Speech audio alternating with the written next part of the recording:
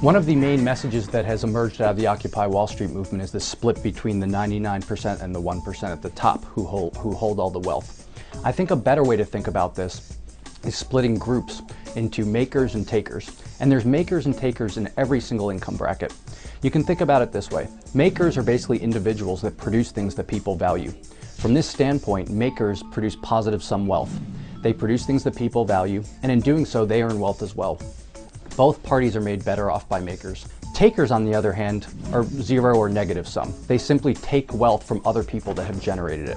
This does not increase standards of living because it simply involves investing resources in redistributing income from makers to themselves. Really what the Occupy Wall Street movement is all about is revealing frustration with the takers in societies, those people who basically are unwilling to produce things that people value and therefore turn to government to take wealth from other people that do it.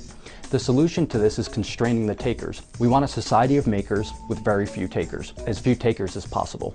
And the way you do this is by placing constraints on government such that they are unable to take wealth from the makers and give it to the takers. Just tax the people who don't need the money, to put it in systems that for people who do need it. I mean, this is about a new system that is more fair and does allocate wealth, and not just income but wealth, assets, safety, security, more equitably for sure.